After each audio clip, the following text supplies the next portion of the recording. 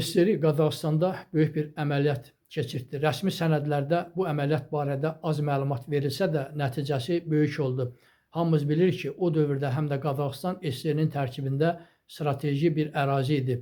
Ən çox maraq doğuran məsələ isə həmin əməliyyatın SSRİ tərəfindən məxfi, gizli saxlanılması idi. Bəs nəyə görə məxfi və yaxud da gizli saxlanılırdı? Bu əməliyyatın keçirilməsinə səbəb nə idi?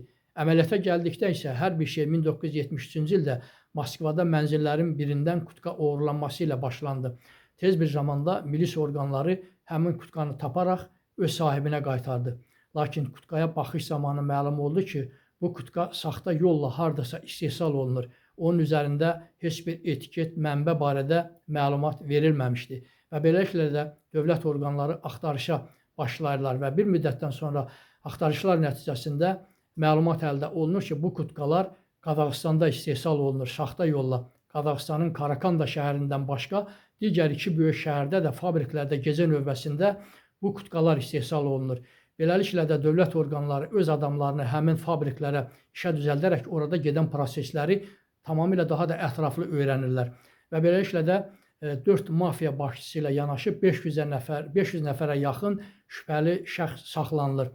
4 mafiya üzvündən 3 nəfər məhkəmə tərəfindən ölüm hökmünə cəlb olunur və güllələnirlər.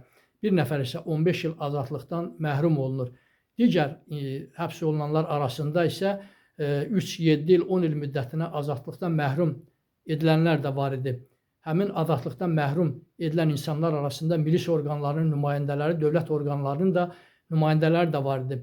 Bu əməliyyata xüsusilə Andropov özü başçılıq eləyirdi və bir fabrik direktorunun evindən çəkicə 4 kiloqrama yaxın qızıl və 5 milyon rubla yaxın pul çıxmışdı və SSRİ belə faktları xalqdan gizlətməyə çalışırdı.